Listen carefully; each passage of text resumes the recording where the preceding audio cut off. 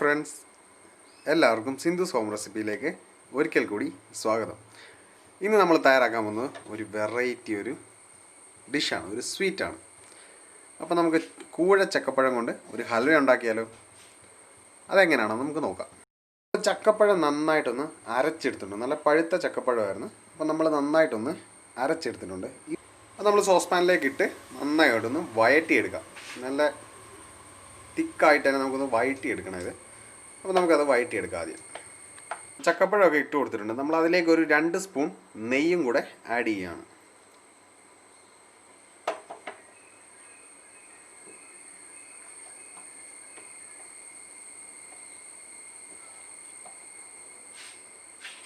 അപ്പോൾ അതിലേക്ക് തന്നെ നമുക്ക് ഓൾറെഡി ചക്കപ്പഴത്തിന് മധുരമുണ്ട്. അതിലും കൂടുതൽ മധുരം ആവശ്യമുള്ളവർ നമ്മുടെ പാകത്തിന് മധുരം കൂടെ ആഡ് ചെയ്യാം.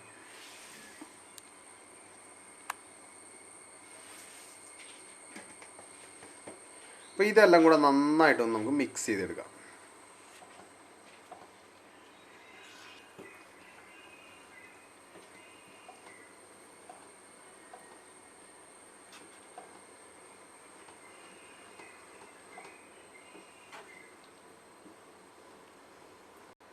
അപ്പോൾ നമ്മൾ അതിലേക്ക് 1 കപ്പ് അരിപ്പൊടിയും കൂടെ ചേർത്ത് കൊടുക്കുകയാണ്. അപ്പോൾ അരിപ്പൊടി ചേർക്കുമ്പോൾ നമ്മൾ അത് നന്നായിട്ടൊന്ന് വെള്ളത്തിൽ ചാലിച്ച് വേണം അരിപ്പൊടി ചേർക്കാൻ. നമുക്കതൊന്ന് വെള്ളത്തിൽ ഒന്ന് നന്നായിട്ടൊന്ന് കുഴച്ചെടുക്കാം.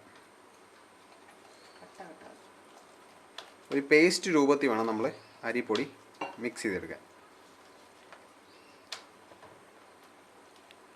അപ്പോൾ അരിപ്പൊടി നമ്മൾ പേസ്റ്റ് രൂപത്തിൽ ആക്കിയിട്ടുണ്ട്. അതും കൂടെ നമുക്ക് അതിലേക്ക് ചേർത്ത് കൊടുക്കാം.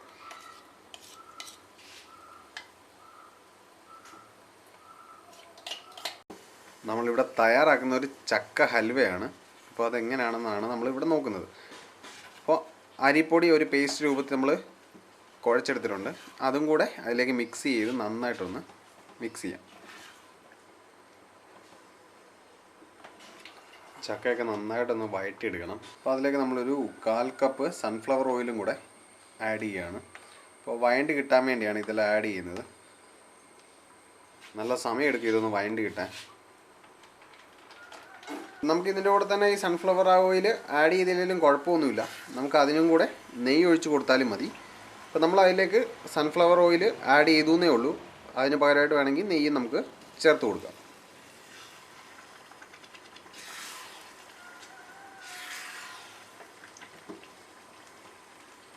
അപ്പോൾ ഏകദേശം അതൊന്നും വഴണ്ട് വന്നിട്ടുണ്ട് ഒരു 50%. നമ്മൾ അതിലേക്ക് ഏലക്ക പൊടിച്ചതും കൂടെ ആഡ് ചെയ്യുവാണ്.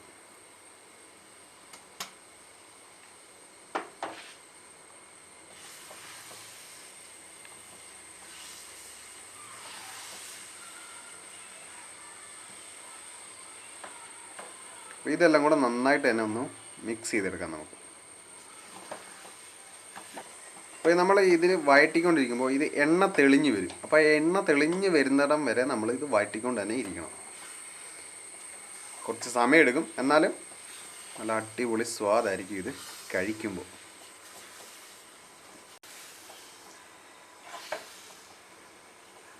ഇപ്പോൾ ഏകദേശം നമ്മുടെ ഒരു സ്റ്റിക്കി പരുവം വെച്ചാൽ പാത്രത്തെ ഒട്ടിപ്പിടിക്കുന്ന ഒരു പരുവം കഴിഞ്ഞിട്ടുണ്ട്. അപ്പോൾ പാത്രത്തിൽ നിന്ന് വിട്ടിങ്ങനെ ഇളകി വരുന്ന ഒരു ടൈമിലായിട്ടുണ്ട്. ഇനി ഇച്ചിരി കൂടെ ഇത് വഴറ്റി നമുക്ക് എടുക്കണം. ഇതിൻ്റെ മണ്ടയ്ക്ക് ഇങ്ങനെ എണ്ണ തെളിഞ്ഞ് വരും. ആ ഒരു ടൈം വരെ നമ്മളിത് നന്നായിട്ട് തന്നെ വഴറ്റിയെടുക്കണം. ഇപ്പോൾ ഏകദേശം ഒരു 70% നമ്മൾ അതിനെ ഒന്ന് വഴറ്റി വെച്ചിട്ടുണ്ട്. അപ്പോൾ ഈ ടൈമിൽ നമ്മൾ അതിലേക്ക് അണ്ടിപ്പരിപ്പും കിസ്മിസും കൂടെ ചേർത്ത് കൊടുക്കാം.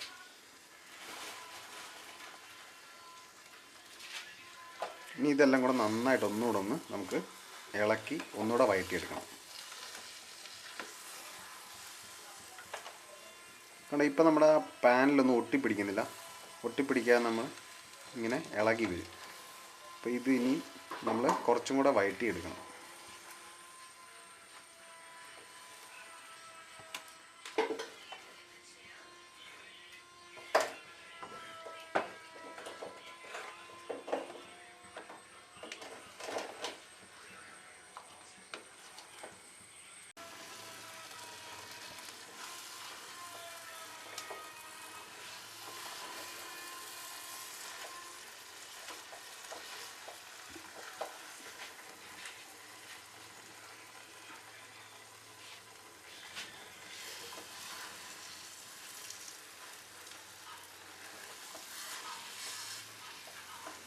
അപ്പോൾ ഇത് കണ്ടില്ലേ, എണ്ണയൊക്കെ ഊറി ഇങ്ങനെ വരുന്നുണ്ട്. അതുകൊണ്ട് ആ കുമള പോലെ വരുന്നത് ഇതിൻ്റെ അകത്തുനിന്ന് ഇറങ്ങിയിരിക്കുന്ന എണ്ണയാണ്.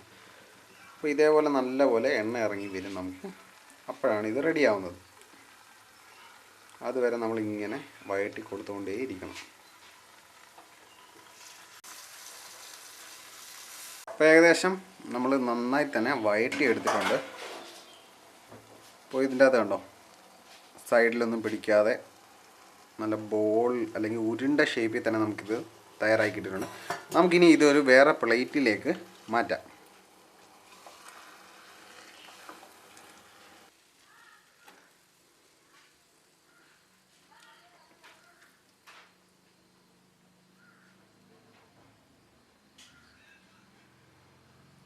ആ വഴറ്റിയെടുത്ത ചക്കയിൽ നിന്ന് വരുന്ന എണ്ണയാണിത്. അപ്പോൾ നമ്മളിത് വേറൊരു പ്ലേറ്റിലേക്ക് മാറ്റിയിട്ടുണ്ട്. ഇത് നമ്മൾ നന്നായി ഒന്ന് പരത്തി കൊടുത്തതിന് ശേഷം നമുക്കിതൊന്ന് ഫ്രീസ് ചെയ്യണം, നന്നായി ഒന്ന് തണുപ്പിച്ചെടുക്കണം. എന്നാലേ നമുക്ക് ഹൽവയൊന്ന് റെഡി ആകത്തുള്ളൂ. ഫ്രിഡ്ജിൽ വെക്കണം എന്നല്ല പറഞ്ഞത്, ജസ്റ്റ് നമ്മളിതൊന്ന് ഈ ചൂടെല്ലാം കളഞ്ഞ് നന്നായി ഒന്ന് തണുപ്പിച്ച് എടുക്കാം. അപ്പോൾ ഇത് പ്ലേറ്റിലേക്ക് മാറ്റിയതിന് ശേഷം ഇത് നന്നായി ഒന്ന് തണുപ്പിച്ച് നമുക്ക് ചൂടൊക്കെ കളഞ്ഞ് നന്നായി ഒന്ന് തണുപ്പിച്ച് റെസ്റ്റ് ചെയ്തെടുക്കാം. ഏകദേശം ഒരു എത്ര മിനിറ്റ് വെക്കണം?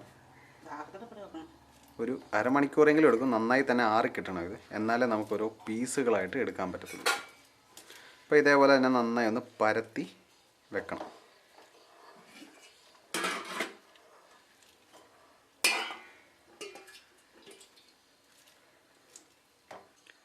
അപ്പോൾ നമ്മൾ ഇതേപോലെ നന്നായി പരത്തിയതിന് ശേഷം നമുക്ക് വേണമെങ്കിൽ കുറച്ച് അണ്ടിപ്പരിപ്പും കിസ്മിസും ഒക്കെ അതിൻ്റെ മണ്ടയ്ക്കോട്ട് ഇട്ട് കൊടുക്കാം.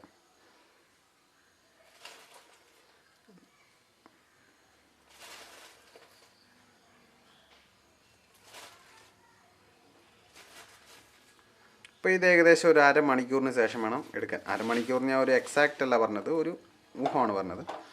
അപ്പോൾ ഹലുവ ഏകദേശം സെറ്റായിട്ടുണ്ട്. ഏകദേശം നമ്മൾ 2 മണിക്കൂറിന് ശേഷമാണ് എടുക്കുന്നത്. അപ്പോൾ നമുക്കിതൊന്ന് കട്ട് ചെയ്ത് നോക്കാം.